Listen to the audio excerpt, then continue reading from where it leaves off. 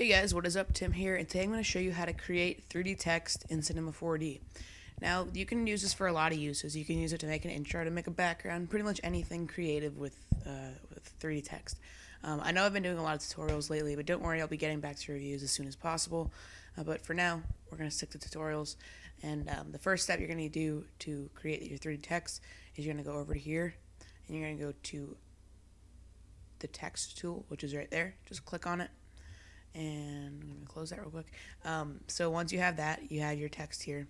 I know it's not 3D yet, but it will be in a second. You're going to go down to your text box down here. You're going to type in whatever you want. I'm going to type in TTG. CTG for Tim the Great Productions, or just Tim the Great. And now that you have that done, you're going to go over here, and you're going to go to Extrude NURBS. Now that you have your Extrude NURBS, you're going to take your text tool, or your text thing right here. You're going to drag it so Extrude NURBS is above text, I guess. So now you have 3D text. So now that you have 3D text, you can then edit it. So we're going to go down here to movement, and we're going to make it at 80 centimeters. Now that it's 80 centimeters, it's obviously more extreme. You can change it to how you like it, but I like it at that. Now if you're on a Mac, you're gonna click Control C and then Control V to make a copy of it. If you're on a PC, you can go, I think, Command or I don't even know, but you can figure it out. So then you're gonna go up to the top one again, and you're gonna change it to whatever you had, but half of it. So this one's gonna be 40 cm. And what we're going to do is you're going to take this thing right here, and you're just going to go to your top view and move your thing over so it is about halfway there. Now that you have that, you're going to go over here to caps. And at the start, you're going to have fillet caps, and at the end, you're going to have fillet caps. Now it looks really, really cool. I know it's not really visible right now because it's not in color, but I'll show you how to make it in color right now. You're going to go down here to this little thing right here, and you're going to double click. Now you have a color. Double click on the color, and you can change it to whatever you want. For this tutorial, I'm going to use red. I always like to add a reflection because it looks pretty cool. Okay, so now it's like a matte red look, and you can drag it to whichever one you want. Right now, I'm going to drag it to the bottom one. So that is your base color. Then I'm going to make the other one blue. Doing the same process.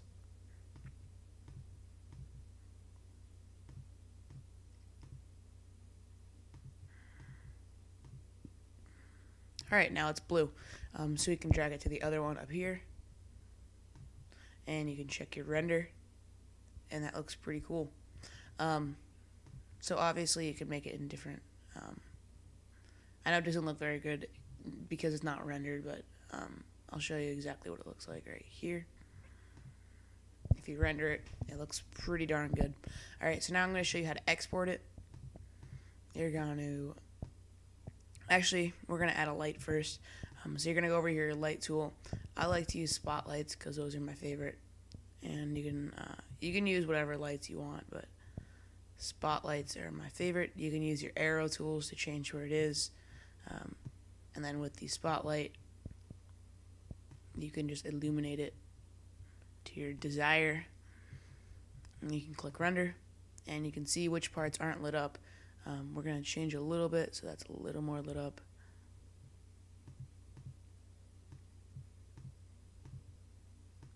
Just move it over a little bit, and it is good for now. Actually, let's add one little top light. Alright. That looks pretty good. And now we can go over here to File, Export. Then you're going to export as a 3D Studio. This is so you can put it into Photoshop or After Effects or whatever. And so now that as a 3D Studio, you can change it to whatever you want.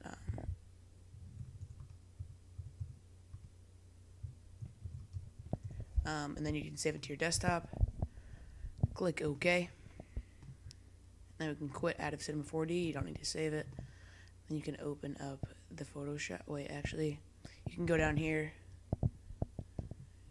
and then open with Photoshop or whatever you really want.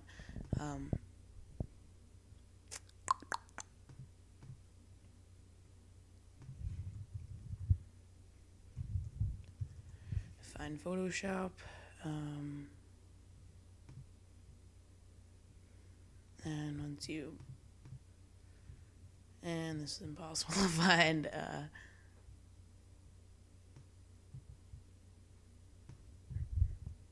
Just give me a sec. Photoshop. Alright, you know, we're just